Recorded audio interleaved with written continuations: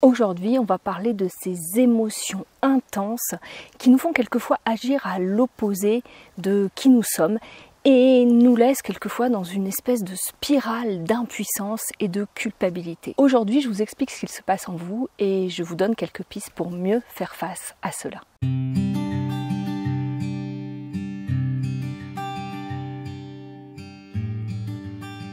Bonjour à tous, je suis ravie de vous retrouver pour une nouvelle vidéo dans ce beau cadre où on va parler aujourd'hui de régulation émotionnelle et surtout de ces émotions qui peuvent quelquefois se présenter de manière tellement intense qu'elles nous paralysent et qu'elles laissent très peu de place pour finalement agir comme on souhaiterait agir et pour être nous-mêmes. Tout d'abord, pour ceux qui ne me connaissent pas, je me présente, je m'appelle Aurore, je suis psychologue et dans cette chaîne Glyph Factory, je vous propose tout un tas de ressources, tout un tas de vidéos pour vous aider si vous faites face à des problèmes de santé. Pour autant, cette vidéo s'adresse aussi à toute personne qui se retrouverait confrontée à des émotions tellement intenses qu'elle n'arrive pas à les contenir, qu'elle n'arrive pas à les réguler. Je pense que vous trouverez également des réponses à vos questions. Et si vous souffrez de problèmes de santé, eh bien je pense que ce que je vais vous raconter va faire sûrement écho à ce que vous vivez au quotidien.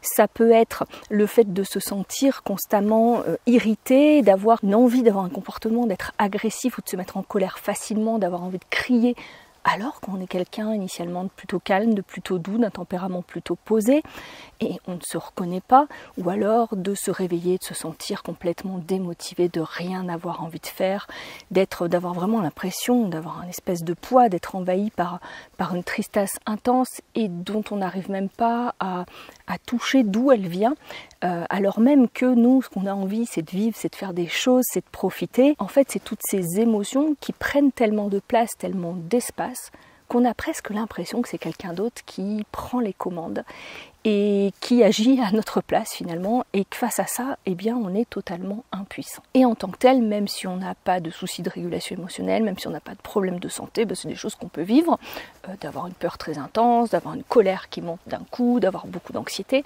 Mais là, la différence, et ce que j'ai envie de cibler dans cette vidéo, c'est vraiment quand rien ne réussit à apaiser ces émotions, rien ne les soulage, que tout est connoté, toute notre vision du monde va être connotée par ces émotions, parce qu'elles deviennent vraiment nos maîtres à penser, parce qu'elles sont vraiment trop intenses, parce qu'elles prennent vraiment toute la place et quelquefois elles peuvent nous paralyser.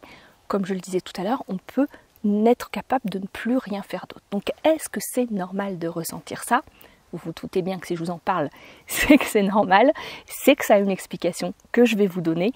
Et surtout, je pense que si vous avez cliqué sur cette vidéo, c'est pour savoir comment faire pour que ces émotions, elles sont moins intenses, qu'elles me submergent moins et puis qu'elles m'empêchent moins au quotidien. Donc on va parler de ça dans cette vidéo. Alors déjà, pour démarrer, je pense qu'il faut un peu resituer ce qu'est une émotion. Je ne vais pas aller dans les détails parce que récemment, je vous ai fait une vidéo qui était une vidéo sur la libération émotionnelle, sur les techniques de libération émotionnelle. Mais dans cette vidéo, j'avais fait toute une partie où j'expliquais ce qu'était une émotion, à quoi elle servait. Et donc, je vous remets la vidéo là. Rapidement, j'expliquais que l'émotion, c'était un signal et c'est un signal qui va nous indiquer qu'on a nécessité à s'adapter face à une situation qu'on est en train de vivre et qui va surtout mettre notre physiologie dans un état physiologique spécifique qui va nous permettre de faire une action, qui va nous permettre de nous mettre en mouvement plus facilement pour nous adapter à une situation. Donc je vous donnais plein d'exemples dans la vidéo, je ne reviens pas dessus ici.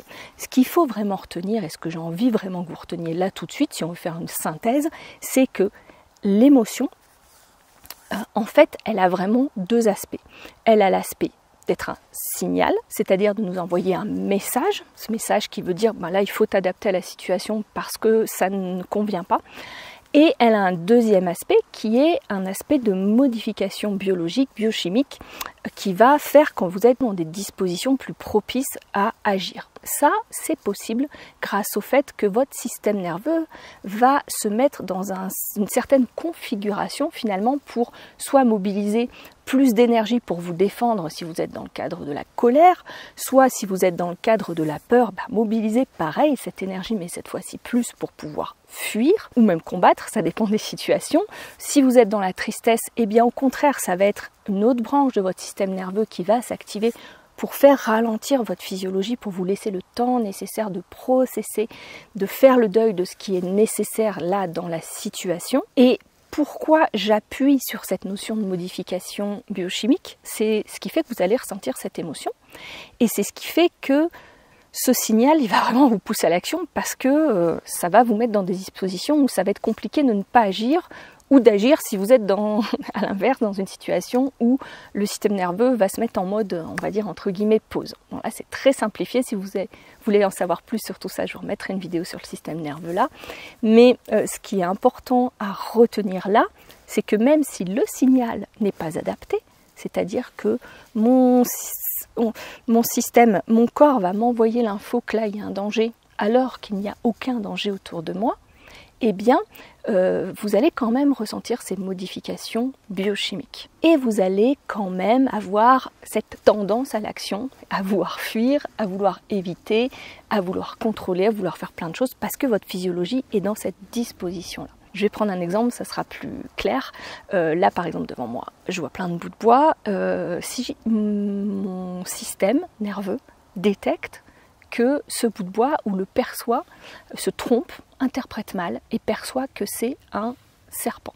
Avant même que j'ai conscience d'avoir vu ce petit bout de bois là devant moi, au bout d'un moment j'ai flippé que ce soit vraiment un serpent avant de vous en parler, eh bien ma physiologie aura déjà réagi. Peut-être j'aurais déjà crié, sursauté, je serais déjà partie en courant et peut-être, et ça vous est peut-être déjà arrivé, au moment où je cours, je me rendrai compte qu'en fait non, c'était pas du tout un serpent, c'était un bout de bois. Parce que notre physiologie est codée comme ça. Dès qu'on a le signal, on a la modification, on agit et après souvent on pense. Et en soi, c'est pas vraiment un souci quand le signal est un signal d'une mauvaise interprétation parce que très rapidement notre physiologie revient au calme dès le moment où on revient sur cette erreur d'interprétation, on se dit bah non, c'était juste un bout de bois donc c'est bon et la physiologie s'apaise. Sauf que, qu'est-ce qui se passe quand on a des émotions comme ça, comme peut-être vous ressentez, qui vous débordent? Eh bien, il se peut que votre physiologie, votre système nerveux ne soit pas en capacité de revenir au calme et de se réguler après avoir été déclenché.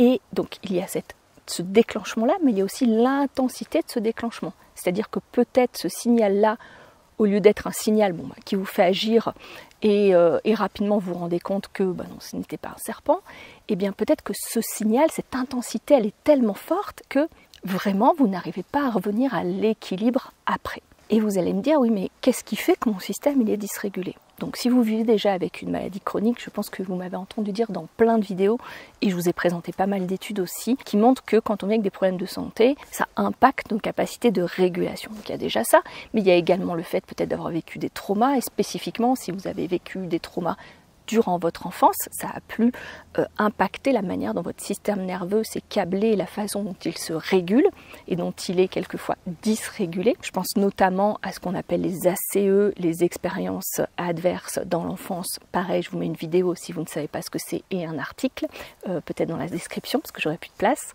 Vivre dans un contexte aussi qui est anxiogène, où on manque de contrôle, où on est dans l'impuissance, et là je pense que ça fait écho avec la maladie, eh bien c'est quelque chose qui amène à la dysrégulation.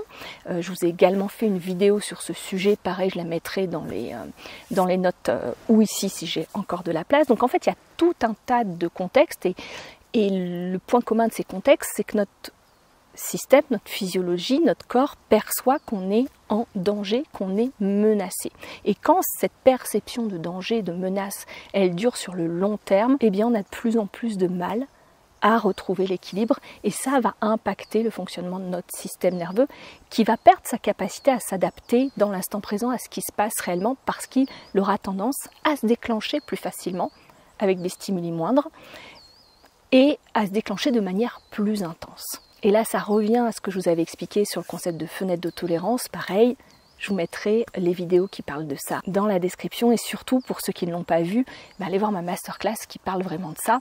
Je vous la mettrai à la fin de la vidéo pour ceux qui ne l'ont pas vue. Donc si je reviens sur mes émotions, un système nerveux qui est dysrégulé, ça va non seulement impacter le seuil de déclenchement de votre émotion, le signal va se déclencher plus facilement, la perception qu'on en a, on va le ressentir de manière beaucoup plus intense, la durée de cette modification d'état émotionnel, d'état physiologique, parce que vous aurez du mal à revenir à l'équilibre, à un état régulé, et surtout à inhiber toutes ces modifications biochimiques pour revenir à un état calme, apaisé, qui est peut-être un état que vous vivez de moins en moins si vous avez des problèmes de santé.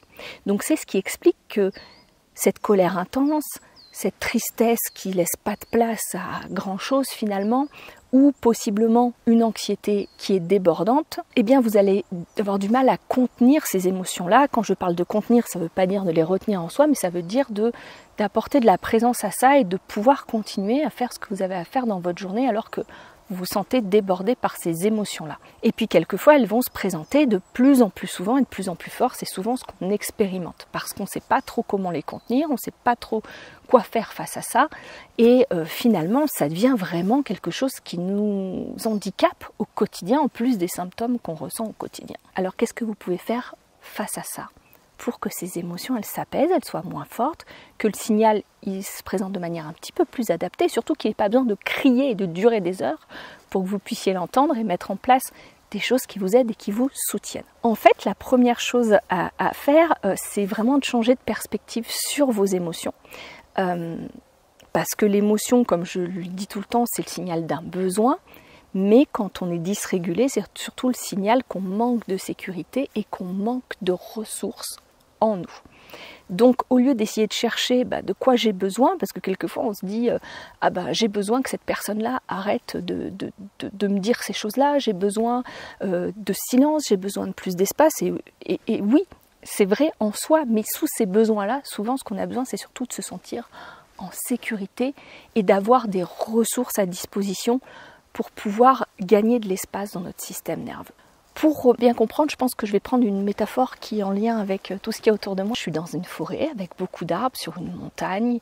Il y a des branches par terre. Sous la terre, il y a plein de racines qui va permettre de faire que tous ces beaux arbres soient nourris, que le sol tienne, que la montagne ne s'effondre pas. Je croise les doigts parce que je suis à côté du vide. Que quand il pleut, l'eau elle puisse nourrir tout ce qu'il y a dans la forêt, que les animaux puissent venir s'abriter. En fait, ça nourrit tout un écosystème.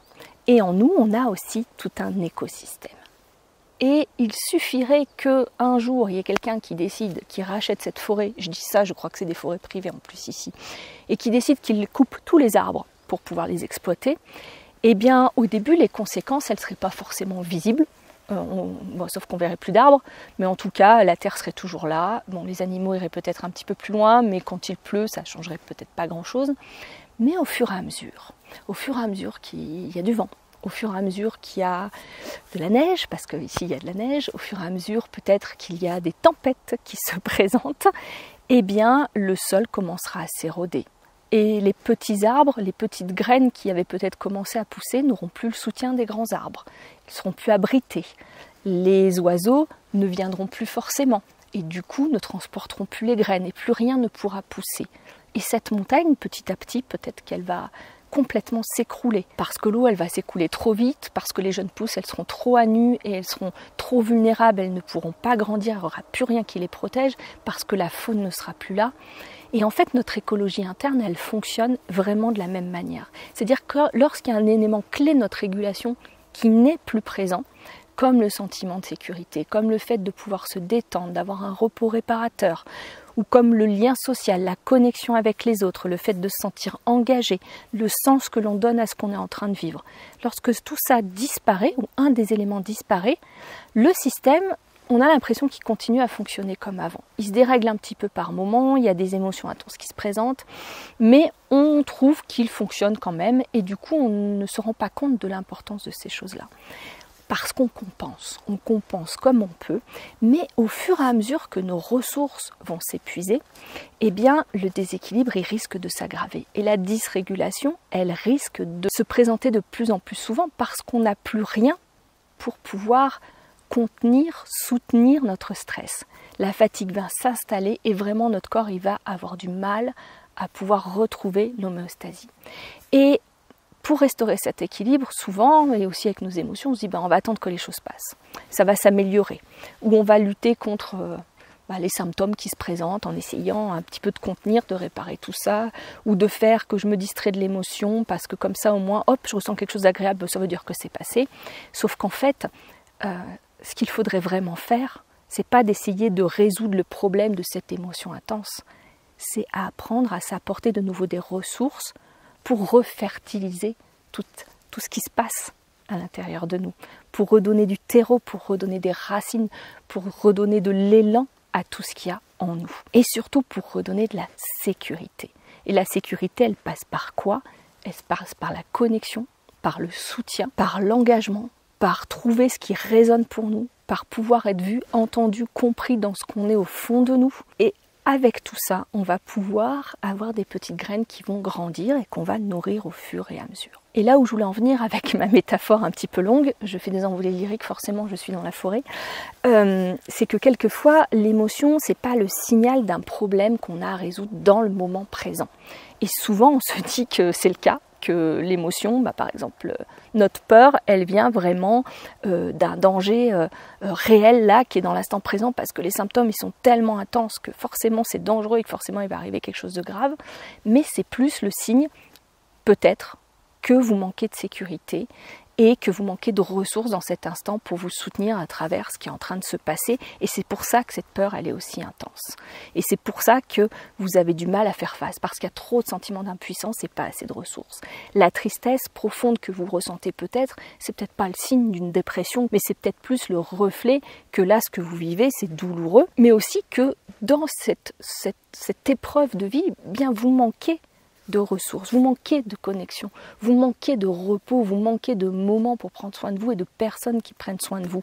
Vous manquez d'expression émotionnelle et d'être rencontré là où vous êtes tout de suite. Et de voir cette émotion non pas comme un problème à éliminer, mais comme un indicateur que vous manquez de ressources. Et je sais que vous allez tous me dire « Ah oui, mais comment on fait pour les ressources? J'arrive pas à identifier ce que c'est. » Je vais vous faire une vidéo bientôt sur ce sujet, mais je vais déjà vous donner un petit peu des éléments tout de suite. Parce que la première chose que je vous dirais et que je vous dis tout le temps, c'est de vous faire accompagner pour pouvoir vous reconnecter à ce qu'il y a à l'intérieur de vous et pour pouvoir surtout identifier ce que sont vos ressources, parce que c'est compliqué tout seul de l'identifier et parce qu'on a souvent bétonné un petit peu, et ça je vous en ai parlé dans ma dernière vidéo, des masques qu'on met, tout ce qu'on était, on a du mal à réaccéder à ça. Et puis quelquefois aussi les ressources qu'on trouve, elles ne sont pas forcément adaptées parce qu'elles sont trop, et ça fait trop pour notre système. Donc déjà c'est bien d'être accompagné dans ce cheminement-là, mais déjà la première chose que vous pouvez faire,